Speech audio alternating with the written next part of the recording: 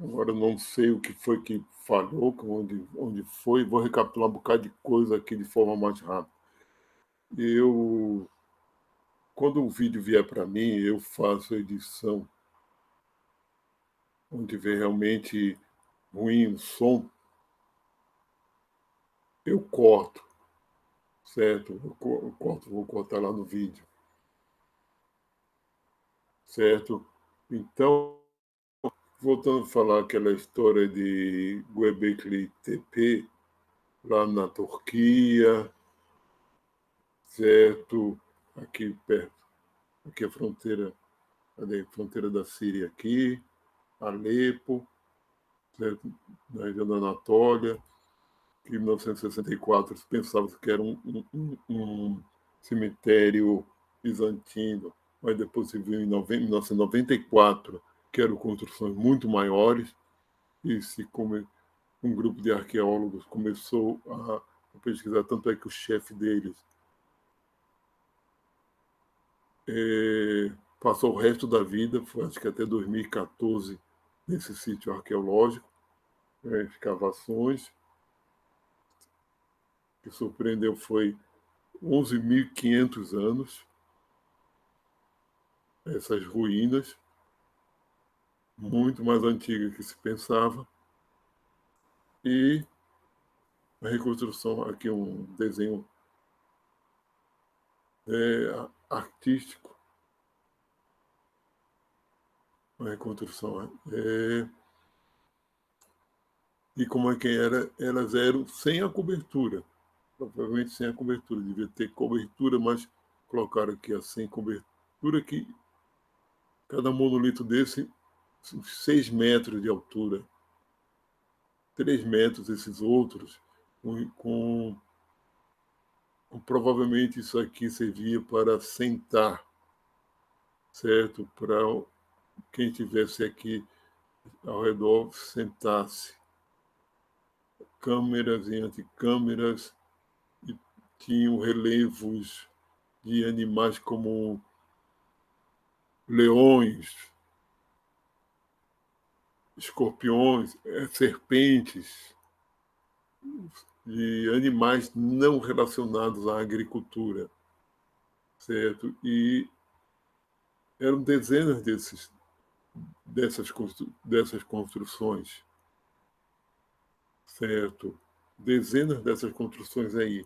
Então, ó, com uma estrutura para entrada, uma espécie de corredor. E o que surpreendeu foi que ao redor tinha assentamentos de 5.000 a 10.000 habitantes, que pode ter chegado a 10.000 habitantes, e eram coletores caçadores, por causa do padrão de artefatos e de construções. Eles não estavam aí, lá, o assentamento humano não era uma proto-cidade, não era uma cidade mesmo, porque não foi em torno da produção de alimentos, e sim por conta dessas estruturas arquitetônicas que têm, elas têm todas as características de serem estruturas religiosas, de serem templos. Então, estava em torno de ideias em comum, porque estavam por conta de uma religião. Os artefatos encontrados foram o tipo de artefato que, por exemplo, que é característico de coletores e caçadores nos sítios arqueológicos, é que cada família, cada local de habitação tem seu próprio padrão de flecha, de artefatos e de utensílios domésticos, como se cada um fosse responsável pelo seu,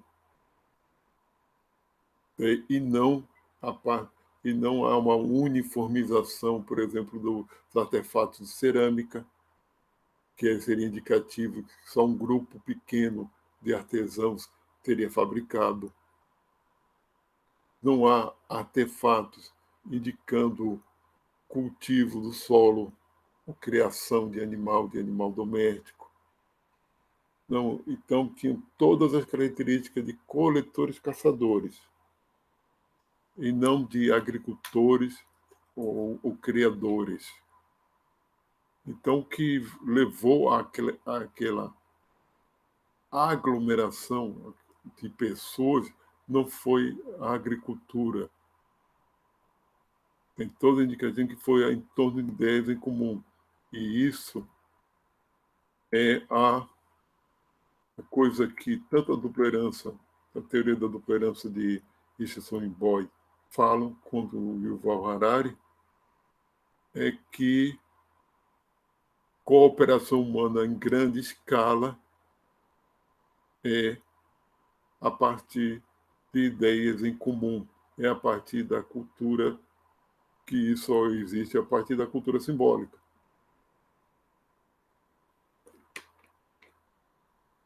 Isso só existe a partir da cultura simbólica.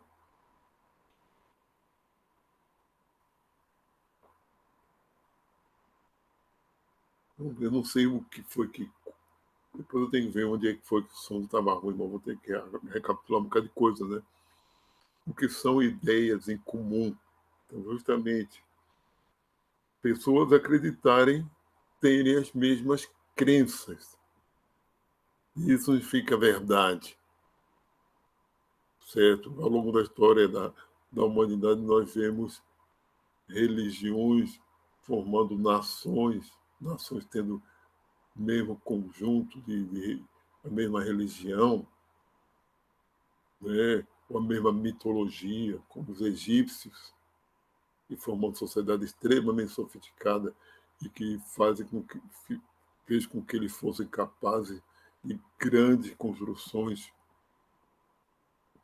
todos ali com o mesmo padrão de língua, mesma língua, coisas em comum. Mas essas coisas em comum, certo?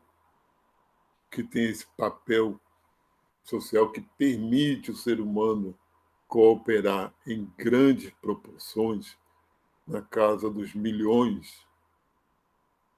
Então, as pessoas não precisam se conhecer pessoalmente, as pessoas agem para uma finalidade em comum pela mediação simbólica.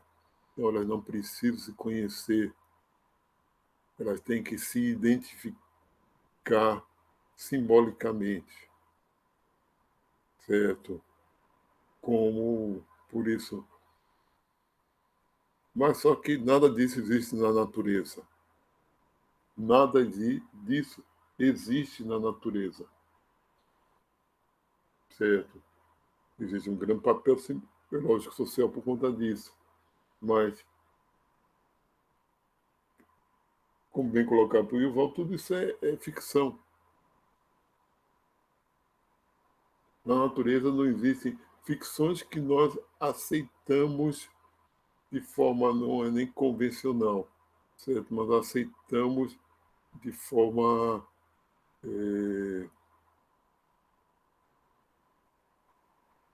não está me vindo a palavra agora, mas porque de forma de haver o reconhecimento, haver a aceitação, como se aceitam tratados, certo? Como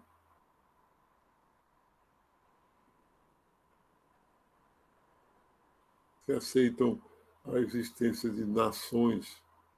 Você vai dizer, a gente pode dizer, olha, nações existem. Para a natureza, existem nações? Não. Certo. Para a natureza, existem nações? Não. O conhecimento em si é ficção. Se essa ficção é baseada em fatos, ou seja, em evidências, não em fato, mas vamos colocar assim, essa ficção é baseada em evidências concretas, aí isso é outra coisa. Se essa ficção é relacionada, o como ela se relaciona com o concreto, também já é outra coisa, certo? Mas o conceito de nações não está aí. Então, como eu estou falando, se há correspondência com algo concreto, a gente está falando do conhecimento científico. O conceito de nações é um conceito é uma grande convenção do mundo, certo? É uma grande convenção.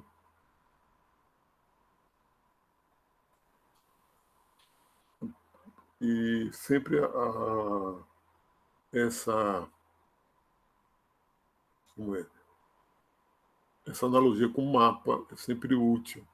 O mapa é extremamente útil, é ferramenta, ele tem correspondência com algo concreto, mas ele não é o algo concreto com o qual corresponde. O mapa de uma cidade não é a cidade, certo? E, de qualquer maneira, que quando a coisa se, digamos assim, pode chegar a um extremo do que Yuval chama de dataísmo, que é algo que seria uma distopia de nós estamos vivemos num mundo controlado pelos dados, uma quantidade gigantesca, avassaladora de dados, que já está acontecendo isso, que só podem ser controlados por computadores, lidados a partir de computadores cada vez mais potentes, né? Chegar a um ponto de que esse sistema vai saber tudo sobre todos. Então, isso é questão de saúde, o transporte público otimizado e com a ver com carros autônomos, e temos chip, a pessoa com chip, com todos os dados dessa pessoa, inclusive para haver monitoramento médico e ela ser socorrida caso precise. É, ou seja, um sistema que pode, então por isso mesmo, totalmente inconsciente, mas controlar tudo de todos, né, que não vai nos deixar errar, não vai deixar com que a gente aprenda com ele e vão ficar cada vez mais mergulhados no símbolo, na cultura simbólica, certo?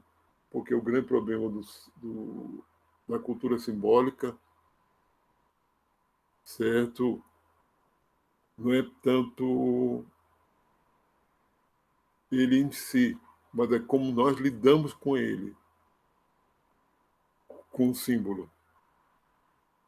Porque nós temos a tendência a reificar, a transformar nossas ideias como algo concreto. E pior ainda quando chega a quando chega a haver o dogmaticismo, né? Que uma crença, pensamentos abstratos, simbólicos, não só corresponde a algo concreto, algo que exista, mas para o dogmático aquilo é verdade e é inquestionável. Pronto, o que está na cabeça dele está lá dentro da cabeça dele como conexões entre os neurônios, é algo que ele projeta para fora pela, pela interpretação que ele dá ao mundo e aquilo lá é a verdade dele. É a verdade, não é nem dele. O dogma, né? Inquestionável. E isso ele pode dizer que a cultura simbólica é o nosso grande ponto forte, porque é uma ferramenta poderosíssima de acumulação e de transformação e de cooperação social para transformação, para permitiu o ser humano construir, desde milênios de anos atrás, coisa como isso aí, há 11.500 anos atrás, depois como as pirâmides, e o que nós construímos atualmente, né, é, permite ações de pessoas em grupos de milhões, ações coordenadas. E isso não seria possível sem cultura simbólica, essa grande cooperação. Porque a cooperação no sentido mais biológico seria a cooperação que surgiu pela evolução, certo? Que os animais cooperam entre si, o comportamento altruísta entre animais, etc. É uma em escala pequena. Se tem que ter a cultura simbólica e a comunicação gerada a partir dela para se coordenar em grupo de milhões, como um sistema de transmissão dessas informações, dessas ideias, para todos cooperarem em torno de um bem comum, ou mal comum, ou que poderia ser, para essas pessoas, elas acreditam ser bem, mas não significa que seja bem, que vá realmente levar a né? Esse dataísmo seria um mal comum, uma distopia, porque a gente ia perder a nossa humanidade, certo? Então, estão os dois lados da mesma moeda, dois faces. É o nosso ponto forte e é o ponto fraco. E o grande ponto fraco é justamente não reconhecer que pensamento simbólico, certo? Como eu tinha falado ainda agora, eu não sei se gravou direito, não sei se o som ficou bom, né? É que o problema não é a cultura simbólica, não é o símbolo em si, mas é não reconhecer que ele, a natureza dele, não reconhecer a natureza do símbolo, a natureza da cultura simbólica, não reconhecer os limites e o papel dessa cultura simbólica. É, é tomar a cultura simbólica por verdade,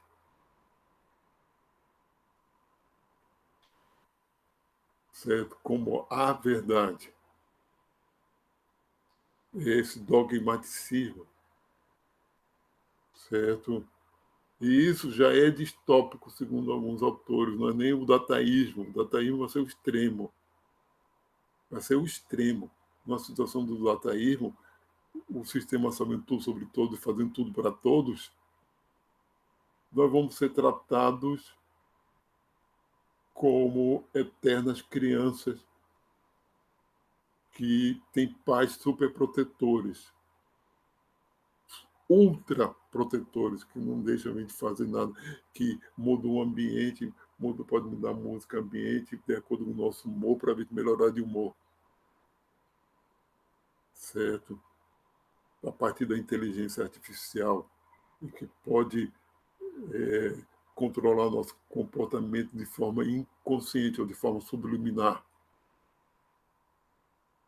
né? Que vai direcionar, vai criar grandes bolhas, certo? Aí que seria vivemos numa ficção mesmo, certo? Quase com a Matrix. A Matrix. Eu não sei que ponto eu vi. Falei com você, mas eu acabei encontrando esse filósofo americano, John Cezanne, que alguns autores consideram que a filosofia dele é um anarco-primitivismo. Outros chamam de anarco-ecologismo. Nascido em 1943, né? A pergunta que a gente faz: o que há de errado com o pensamento simbólico? Eu já estou começando a responder.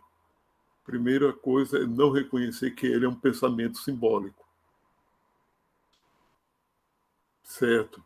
Não reconhecer o que é um pensamento simbólico. Tomá-lo como realidade é que é o grande problema, certo? Então vamos lá.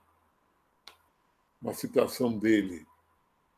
Em um tipo fundamental de falsificação, os símbolos, primeiramente, mediaram a realidade, e, em seguida, substituíram-na.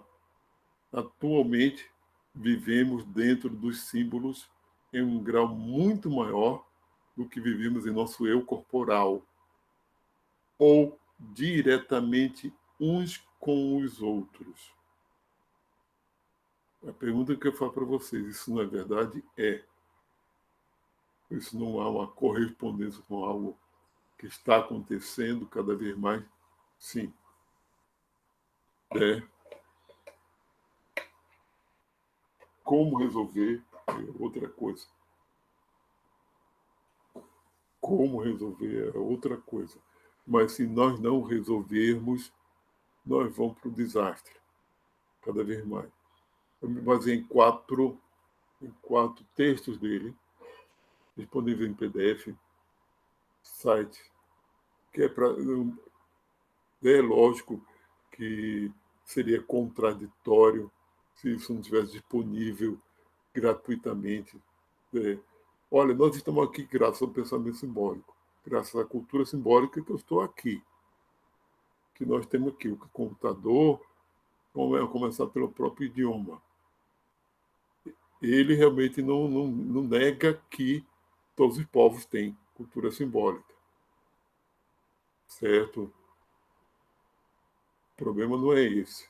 Então, correndo no vazio, o fracasso do pensamento simbólico, e fala muito mais da história da filosofia, que justamente é baseada no pensamento simbólico, a filosofia ocidental. Olha, é meio, não é redundante, seria o quê? Por definição, o que a gente chama de filosofia é ocidental, é de origem grega. O Oriente é outra coisa, a gente fala de filosofia oriental, mas não. A forma de pensar no Oriente é diferente, certo? É diferente e ali a gente pode chamar de pensamento oriental, etc. Ou budismo, o taoísmo e outra forma de pensamento. Chamar de filosofia não é adequado. Número, sua origem e evolução, que é, segundo ele, a matemática é o auge, o suprassumo do pensamento simbólico, certo? Futuro primitivo, e por que primitivismo, é a defesa das propostas dele. Porque a gente pode contestar algumas coisas, certo? Defesa desse anarco-primitivismo, o anarco-ecologismo, que estavam mais voltados para a natureza, certo? Mas isso a gente vai falar daqui a pouco. O site dele, johnzezan.net. E vamos lá. Crítica à cultura simbólica como distópica, que leva à desconexão com a natureza. O símbolo deve ficar. Então, se não reconhecer o que é, a gente se desconecta com a natureza, mas com a sua própria natureza, com o seu próprio eu, certo? Uma citação dele. Agora eu estou fazendo um pouquinho mais rápido do que eu estava antes. Pós-modernismo é o que se tem quando o processo de modernização está completo e a natureza se foi para sempre. Então vamos recapitular um pouquinho da história, porque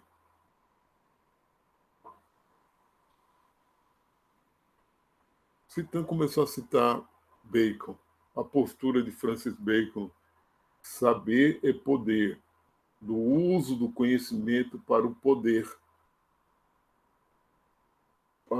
em sentido político, econômico e para o poder do controle da natureza.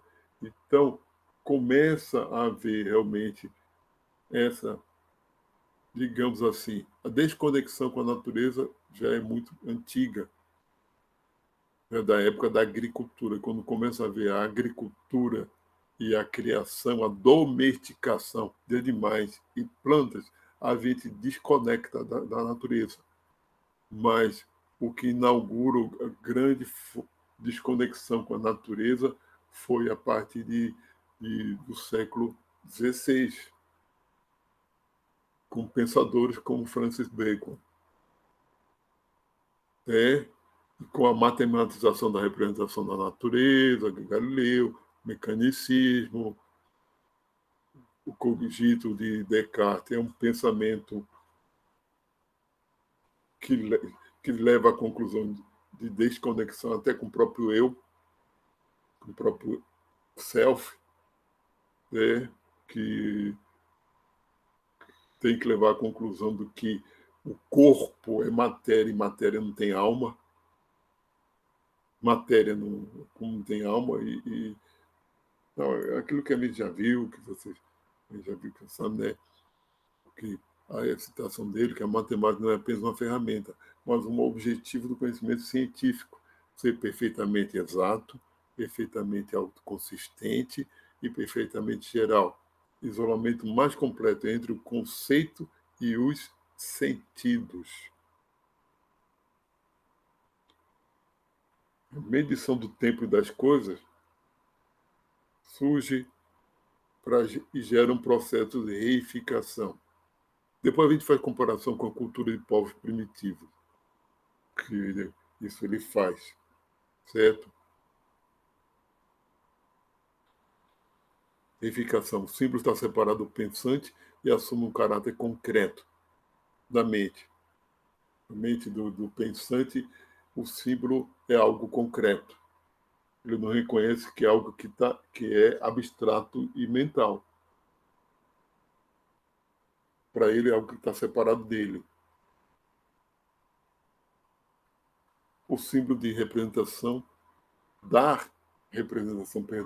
seria dar representação à substituição da realidade, que é uma ferramenta de representação da realidade ou de simulação, mas ele não é para substituir a realidade, e nós fazemos isso. O grande problema que é isso da reificação, essa é a substituição da realidade a partir do símbolo e com o dogmaticismo com um extremo disso, de assumir como realidade incontestável. Este processo de abstração e seus resultados formais e gerais fornece um conteúdo que parece estar completamente separado do indivíduo pensante. Um usuário no sistema matemático e seus valores não entram no sistema.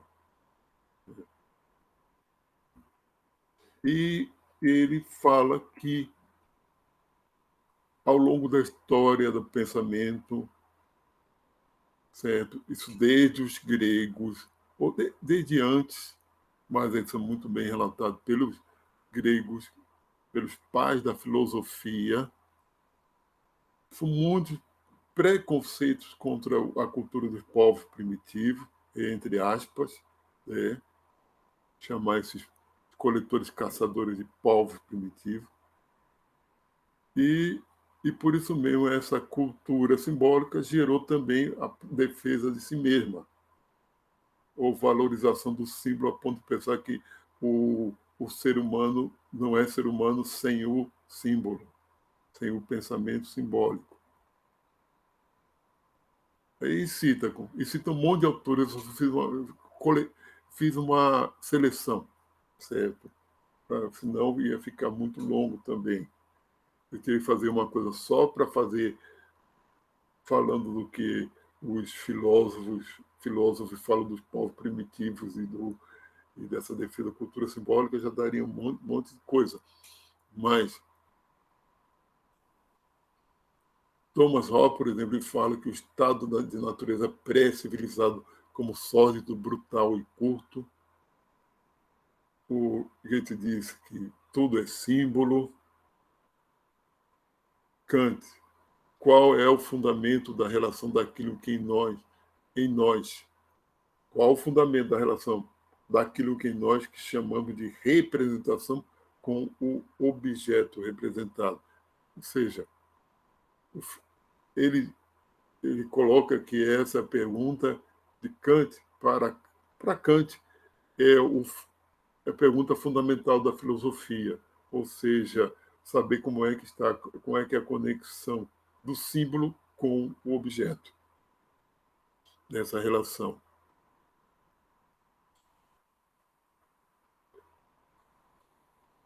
Citação aqui de Levinas. A filosofia, em sua diacronia mesma, é a consciência da ruptura da consciência. Ele Sagan, 1985, a necessidade de simbolizar e de viver em um mundo simbólico é tal como a agressão, uma necessidade humana tão básica que ela somente pode ser negada sob pena de um severo transtorno psíquico. Ou seja, ele considera que a negação do símbolo é problema psiquiátrico, que é da nossa natureza mesmo. Vários outros autores. Vou botar aqui antes de falar, antes de colocar isso aqui, peraí. Eu coloco aí dois povos de coletores e caçadores, em que ele se refere. Obtive internet a imagem deles. Um povo na Amazônia, são os Pirahãs, ou pelo menos como eles são chamados pelos outros índios, que eles não chamam assim mesmo disso. É como sempre essa coisa. Certo? Justamente por conta deles que eu tomei conhecimento do trabalho de John Zezan. E justamente eu tomei conhecimento dele por conta de uma leitura que eu estava fazendo de Noam Chomsky e um debate que ele teve, uma discordância que ele teve com um outro linguista chamado Daniel Everett. E a discordância está em cima da estrutura linguística desse povo. É a língua que está em extinção, só tem uns 200 falantes. Esse povo é um povo, né, que também está em situação grave. Certo? E agora é a discussão lá entre linguistas. Mas falando um pouquinho da história, Daniel Everett, esse americano Daniel Everett, ele se tornou linguista por causa desse povo, porque ele foi, nos anos 1970, acho que é final de 1970, nos anos 70, ele foi como missionário cristão converter povos isolados da Amazônia, ainda durante o período militar no Brasil. Ele teria mais dificuldade de um tempo mais recente. Ele foi como missionário americano. E ocorreu o contrário com ele. Talvez por conta digamos assim, a concepções dele eram tão fechadas que, para sair da concepção dele, ele teve que sair de qualquer concepção espiritual, certo? Era tão era tão uma caixinha tão fechada que para ele sair daquela forma de espiritualidade, que aquilo ali como você sabe, o fundamentalismo cristão, né? Teve que sair. Na realidade, ele virou ateu depois de conviver com esse povo, com os pirahãs. Então ele não conseguiu converter, ele que foi convertido, certo? Porque na convivência com os pirahãs, ele viu que um povo que não tem religião, que não tem nenhuma forma de mito, e outra coisa que ele foi vendo que a língua desse povo é um pouquinho diferente do que ele esperaria, né? Então, e que reflete muito a cultura e a relação que eles têm com a natureza, certo? Reflete a relação que eles têm com a natureza, que que eles não têm palavra para cor, não tem para número, porque eles não precisam quantificar. Isso aí é uma argumentação lá de John Zezan, que povos primitivos, certo? Esses povos coletores caçadores, em geral, a língua deles não tem numeração complexa, porque não há necessidade dessa abstração. Ele faz uma comparação, olha, mesmo numa família numerosa, quando falta alguém para o jantar, quando todo mundo costuma jantar junto, quando todo mundo se reúne para o jantar, quando está faltando alguém, se nota que está faltando alguém sem precisar contar. Então, é pela percepção e não pelo uso de um símbolo abstrato que é o número que se toma conhecimento. Então, esses povos são muito perceptivos. O contato da natureza que eles têm, eles não usam o símbolo como um intermediário. É pela percepção que os sentidos dão. Está faltando alguém, se percebe logo. Se é diretamente, sem usar o símbolo, sem contar. Ah, tem 10, pode ter 20 pessoas uma família na hora do jantar. Pode ter 20 pessoas na hora de se reunir. Se alguém olha assim, faltou alguém, se sabe que está faltando. Né? Porque é um contato direto, perceptivo. Então, eles não precisam de número. Eles sabem só tem palavra para pouco e muito. E para coisa individual. Aqui tem, não precisa numerar que é um animal. Aqui tem tal animal, certo? E ele não tem tempos verbais mesmo. O verbo praticamente só funciona no presente. E ele tem um nível de satisfação pessoal muito grande. Por isso que o Daniel Everett acabou se convertendo, porque é um povo que não precisa de religião, não precisa acreditar no futuro para ser feliz.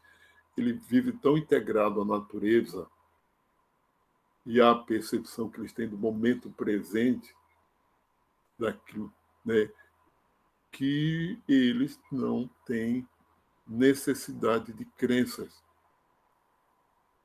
nenhuma e são muito, digamos assim, com um grau de satisfação pessoal muito grande, certo? Então, é, outra coisa, a discussão, é realmente a discussão dele, Daniel Everett, com Noam Chomsky, foi a questão da recursividade, mas isso é uma questão lá para os linguistas. Tem um ponto lá que seria importante, mas não queria me deter na questão linguística, porque basicamente Noam Chomsky defende uma ideia de que uma mutação, algo genético, permitiu gerar cérebros capazes de dominar e de ter aprendido para idioma, enquanto Daniel Everett é muito mais da, da, da cultura como interação nossa com com a própria natureza, certo? Mas é outra coisa, tá? Então, continuando. Crise da cultura simbólica. Por que somos infelizes? Aí eu posso responder: cultura simbólica não dá felicidade para ninguém. Cultura simbólica não permite o contato direto com as emoções, não permite uma aprendizagem emocional. No começo de história. Porque, como ela é uma representação, se a gente está alegre e começa a pensar sobre alegria em termos abstratos, já não temos mais alegria. Temos o pensamento sobre alegria.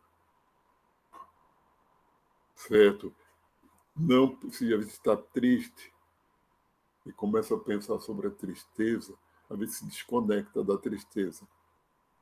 Está desconectado, fica dividido, cisão. Então, a questão agora também é que cultura simbólica, símbolo não permite a aprendizagem emocional, a vivência emocional plena. Aí ele fala, se dá alguns exemplos da crise da cultura simbólica, a partir, por exemplo, Teorema da Incompletude de Gödel, 1931, sistema simbólico não pode ser completo ou totalmente consistente. Pode ser uma coisa ou outra, mas não ambos. E fala vários exemplos. Qualquer sistema de conhecimento sobre o mundo é e deve permanecer fundamentalmente incompleto, eternamente sujeitos à revisão. Certo? Qual é o problema com a modernidade? Ali se dá aquele exemplo. Nunca fomos tão infelizes. Nunca a humanidade teve tanto problema de suicídio e de adultos incapazes de empatia e com transtornos psicológicos vazios, sem, etc, etc. Tudo isso todo mundo já sabe, né? O sofrimento, a depressão crônicos, geralmente conectados e ocasionalmente considerados até mesmo como um só e o mesmo distúrbio, constitui uma imensa crise no cerne da vida pós-moderna. Outra população são os Tikum, ou a etnia Khoisan, ou simplesmente chamado povo San, do Kalahari, que são coletores-caçadores. Ele faz essas comparações com os coletores-caçadores atuais e ele mostra a diferença, certo? Agora, detalhando um pouquinho mais, o que é a cultura, né, de coletor-caçador e o que deu errado com a cultura civilizatória, certo? De fato, eu acho que ele não está defendendo que ser coletor-caçador seria o ideal. Ideal não, desculpa. Todo mundo deveria ser. O que ele, a palavra que eu queria dizer, na realidade, ele não está defendendo que coletor-caçador não tenha problemas. Ou seja, um jardim do Éden. Talvez a própria fábula, né, eu falando aqui como fábula, tudo bem, a metáfora da criação do jardim do Éden seja uma metáfora e o fruto da árvore do conhecimento, como é do bem, do mal, do conhecimento. É que agora, desculpa aí, mas realmente o meu conhecimento do Gênesis, etc., não é muito bom. Mas, na própria metáfora do Jardim do Éden, tem sido a metáfora da desconexão da vida integrada à natureza e passa a ter uma vida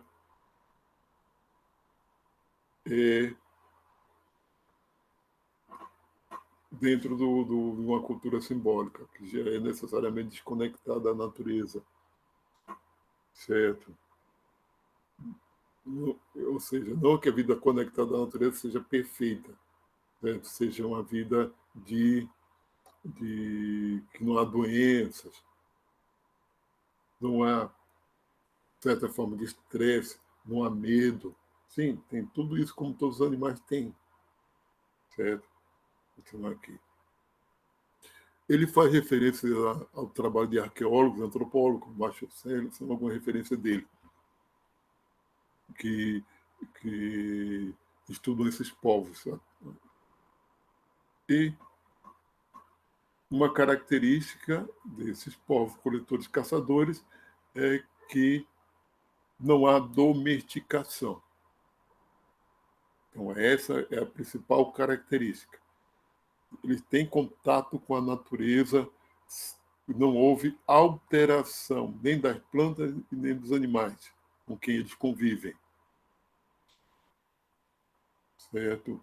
Porque ele faz outra comparação com certas culturas que são também tribais, mas que já há domesticação, já há cultivo ou já há criação de gado.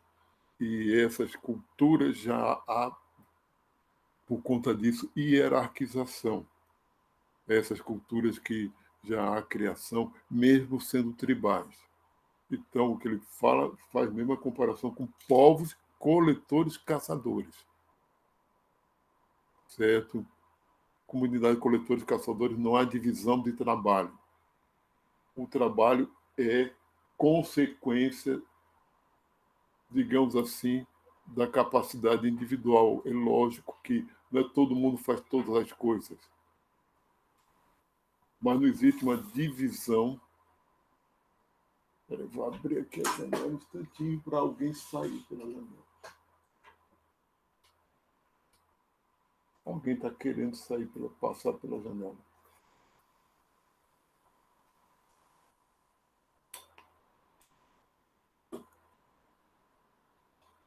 Então não há divisão de trabalho. As pessoas fazem o que elas podem fazer. Ela não trabalha, faz isso porque você é caçador, faz isso porque você é agricultor. Então, seja, é lógico que uma mulher com uma criança pequena amamentando não vai realizar as mesmas tarefas que um homem jovem.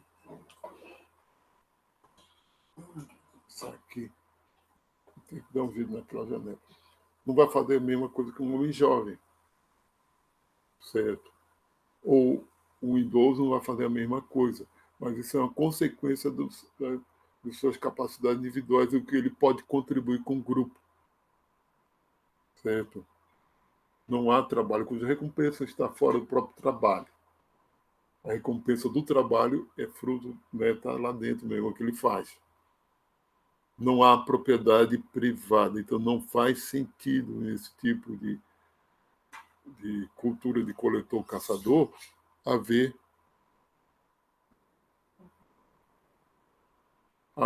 propriedade privada, certo? E a maior igualdade de gênero, porque não há hierarquização de nenhuma forma. Realmente não há hierarquização nesse tipo de cultura. Eu não estou falando de culturas tribais, de modo geral. Tem cultura tribal que não há igualdade de gênero. Quando existe hierarquização. Por exemplo, outra foto aqui.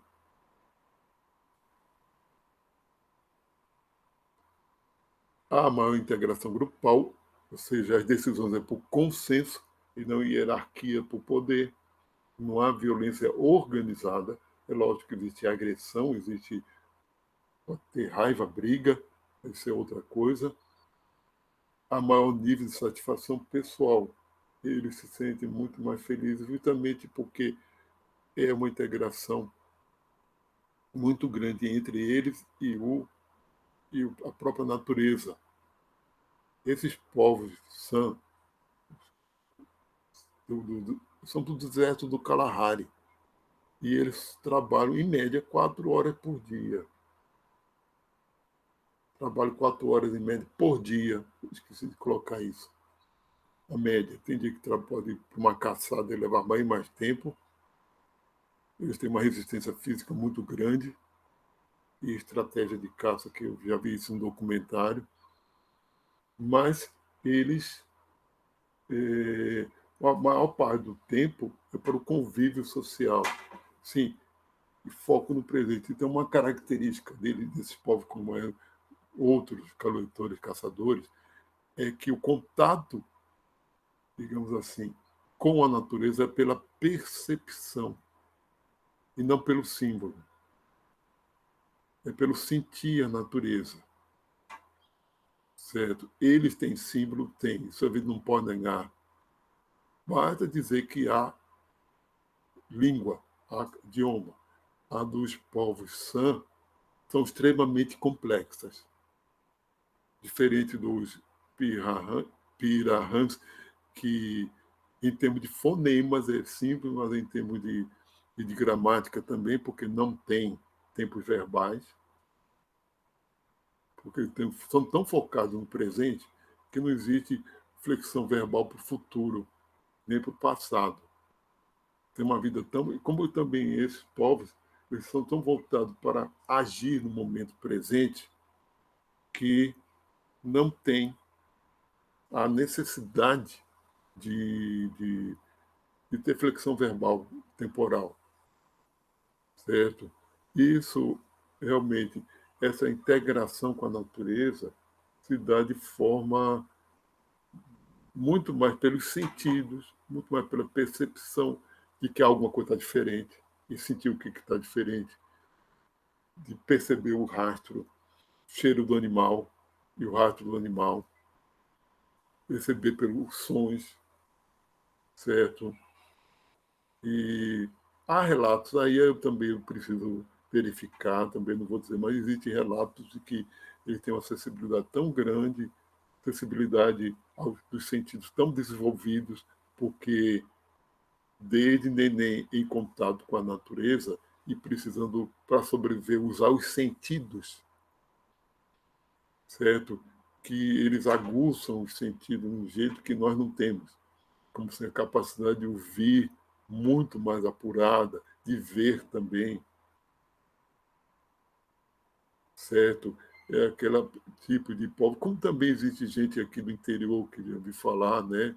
Que basta olhar para o céu, basta olhar, e já está tão acostumado com aquele, com, ou com aquela forma de ler, de forma interpretativa, que é capaz de sentir, né?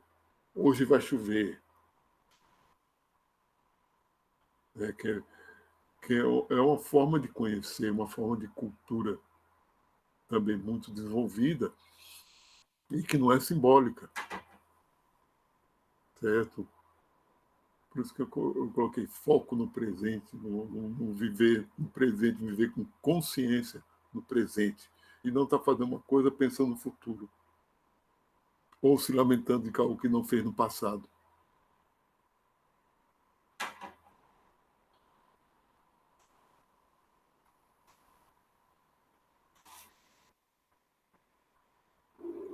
certo? Sim, que aqui eu já fecho isso, eu vou complementar. Eu estou pegando direito por causa do problema que eu tive com o som. Depois eu vou ver os dois vídeos para ver o que aconteceu. Com esses trabalhos, eu me lembrei das minhas leituras do Krishnamurti, um filósofo indiano. Ele faleceu em 86. O auge dos trabalhos dele, trabalhando dos livros, que eram transcrições de palestras, foi nos anos 80, isso no Brasil, certo? Na minha época de estudante, eu li um bocado dele.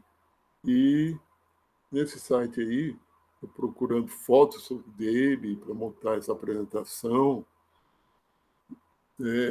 que eu ainda tenho uns livros, vários livros dele, alguns eu já dei, de certa forma, algumas que são repetitivas, mas é uma filosofia dele que é meio anti-filosofia. E alguns autores chamam de autocentrismo. Eu estou colocando Krishnamurti só para complementar o que ele está falando. Peraí. Obrigado. Vou colocar aqui.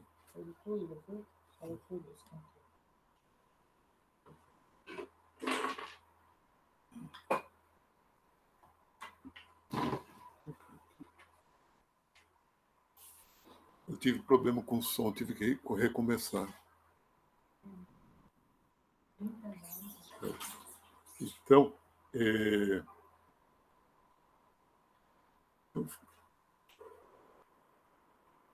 em que consiste isso? Eu vou aqui adiantar uma coisa.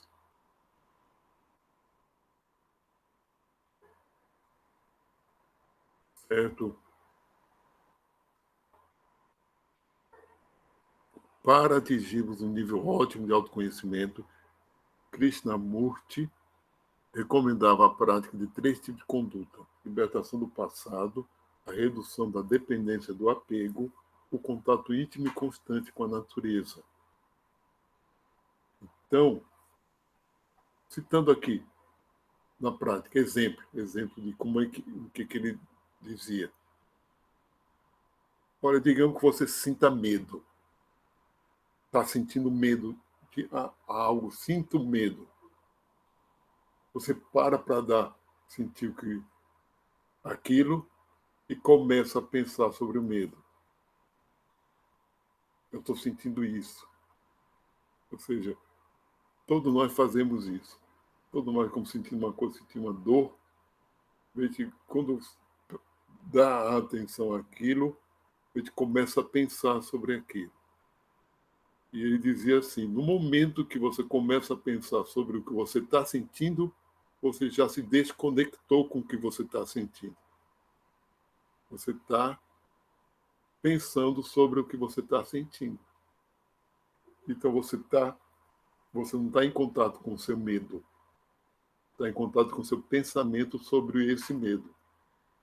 Então você jamais vai saber o que é esse medo, o que é medo. Porque, ou seja, porque o pensamento é baseado em conceitos simbólicos. Conceitos simbólicos são não a coisa, não são o símbolo não é o que ele representa, é só a representação.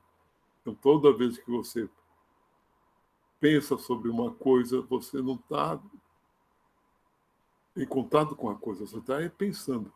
Ou outra forma, quando você se relaciona com alguém, você pode estar se relacionando com sua esposa ou a mulher com seu marido, por anos a fio, 50 anos, mas você está sempre olhando para essa pessoa com olhos do passado, porque está se relacionando a partir da projeção das suas ideias que você montou sobre a pessoa e você não tem um contato com ela, ou seja, não tem a percepção da pessoa direta.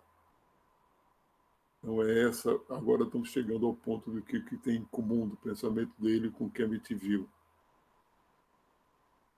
Essa libertação do passado significa a libertação do símbolo. O símbolo é esse passado. O pensamento simbólico é o passado. Você se vive a partir do passado.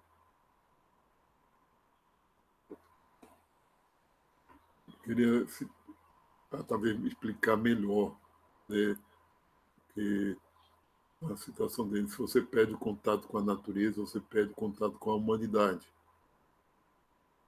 Seu próprio eu, certo?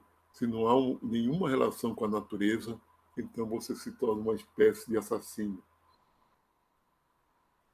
Pode parecer algo radical, alguma acusação, mas o que ele quer dizer é que se não há nenhuma relação com a natureza, você não tem nenhuma relação com a sua própria natureza humana. Você está matando a sua própria natureza. Quer ver um outro exemplo, assim, falando em termos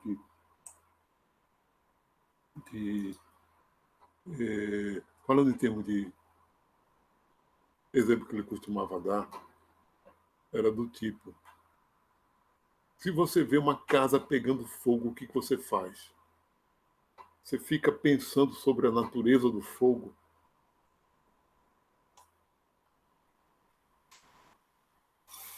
Certo? Você fica pensando sobre a natureza do fogo. Não. Você age. Se você tem algum problema emocional, psicológico, o que você faz? Você fica pensando sobre a natureza do problema. Você não age.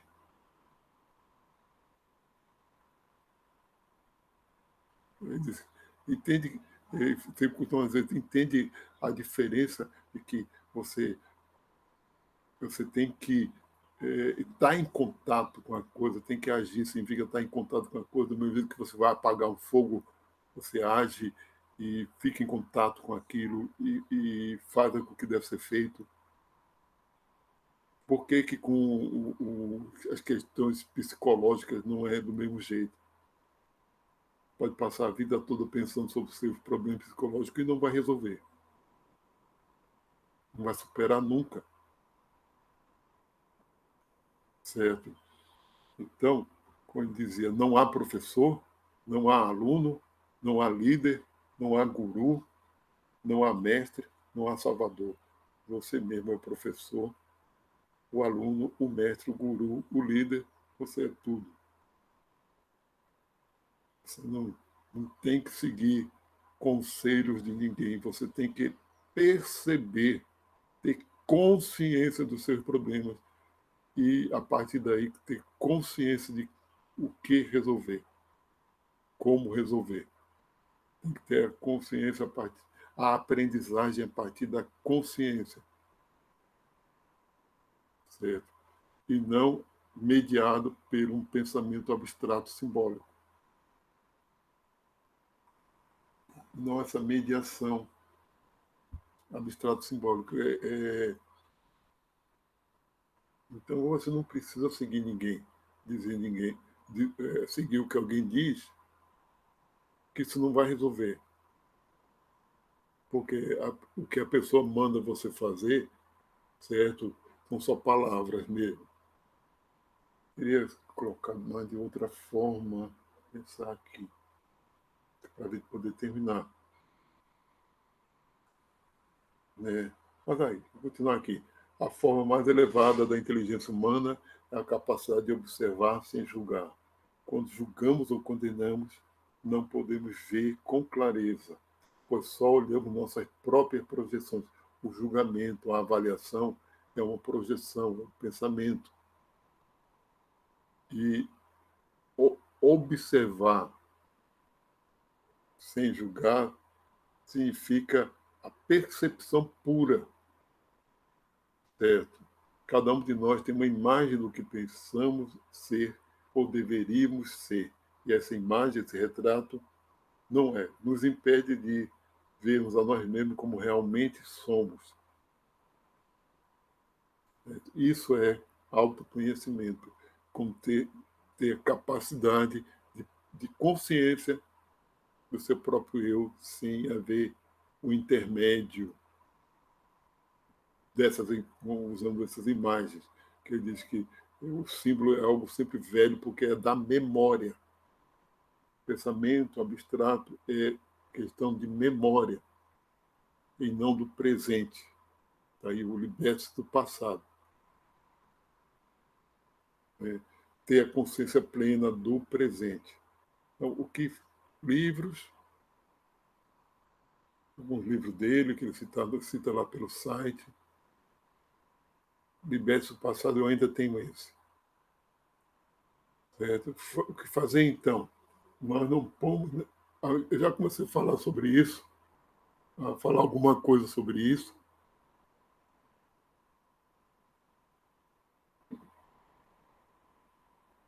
porque não é possível jogar fora a cultura simbólica. Nós não vamos viver como coletores caçadores. Se uma implicação lá que eu até não falei, é que aquele tipo de cultura de coletores caçadores que John Zezan fala, a grande defesa, é que eles estão em equilíbrio com os recursos naturais. Então, eles não provocam danos à natureza. Eles já estão em perfeito equilíbrio entre o que a natureza fornece, certo? E eles. Quando se cria a agricultura, se rompe esse equilíbrio. Quando se cria a agricultura e quando se há domesticação, se rompe esse equilíbrio entre natureza e ser humano, certo? Mas nós não podemos jogar fora a cultura simbólica. A essa altura a gente está aqui por causa dela. Não é possível vivermos como coletores caçadores. É questão também prática. 7,8 bilhões de pessoas não podem viver como coletores caçadores, certo? Então, o que para fazer para recuperar um verde perdido? Porque tem uma defesa dele que no sentido de von Uxküll, aquele conceito de um verde, nós não temos mesmo um verde da espécie humana. Um coletor-caçador tem a percepção que se cria do ambiente, que permite perceber as nuances do ambiente a partir dos sentidos. Isso é um verde. E a gente vive de uma forma que já não, nem tem mais, porque vive no pensamento abstrato. Então tá. Fazer terapia, psicoterapia, terapias, especialmente as corporais, para libertar, para aumentar a nossa percepção. Eu falo, olha, eu faço terapia. E é corporal, psicossomático. Por exemplo, meditação, e o Val Harari defende a meditação. No último capítulo, naquele terceiro livro, que é 21 lições para o século XXI, ele fala da experiência que ele teve com meditação, desde os 24 anos de idade. Que é a meditação com aquela forma de meditação para tomada de consciência da percepção, que alivia o pensamento simbólico. E existe uma corrente, uma forma de meditação que eles chamam de mindfulness, ou seja, consciência plena do momento presente, certo? Isso também faz com que ele se volte mais para o que está sentindo, se liberte do esporte radicais. Eu coloquei aí porque o que se observa de praticantes de esportes radicais é que é, é que o ato, a ação, como é andar de skate, surfar, requer uma integração do pensamento, da percepção, do que está na cabeça, com o presente, com o que, com o que o corpo está fazendo. Tem que haver uma integração ali naquele momento, por causa do tipo de concentração que é exigida, certo? É como é uma naquele momento, certo? E isso já existe estudos para isso, com isso, que fazem muito bem para o nosso equilíbrio hormonal. Fazem muito bem para o equilíbrio hormonal. A gente. Os praticantes dizem que se sentem muito bem. Né? Sim, porque tem, ali tem que sentir o corpo como um todo. Não está fragmentado, não está separado a cabeça do resto. Né? Mas contato com a natureza, como o Krishnamurti diz, a contemplação, o contato com a natureza seria extremamente útil, pelo que todo mundo diz aí, para a gente reconhecer, né, saber, para a gente melhorar essa percepção e aliviar o estado, esse estado simbólico, né? Então vamos lá. Para concluir, que eu já falei isso, no mínimo a gente tem que reconhecer os limites do símbolo. Reconhecer o que é pensamento simbólico, o que é cultura simbólica. Né? E não cair no dogmaticismo. Certo? Não cair nesse dogmaticismo. Símbolo não nos traz felicidade. A questão de felicidade, satisfação, etc., não é por aí. Certo? Não é por aí mesmo. Tá? Então, como seria a consciência humana sem o símbolo? Seria o chamado de nirvana, né? Sei lá, que o budismo chama de nirvana, aquele momento de consciência plena, perceptiva, sem pensamento simbólico nenhum. Mas vamos terminando, certo?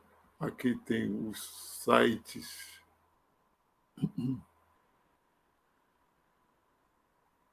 certo? Eu acho que eu vou voltar lá para o YouTube e colocar os links direto na descrição dos vídeos, que fica mais fácil. Que eu só coloquei aí. Está no vídeo, ninguém só vê a imagem, né? Vamos. Tomara que dessa vez tenha dado certo a gravação.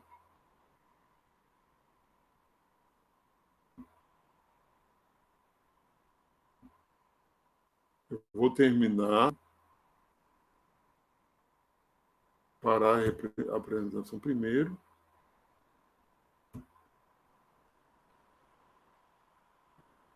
Então, eu vou continuar em sala de aula, né? Vou interromper essa gravação.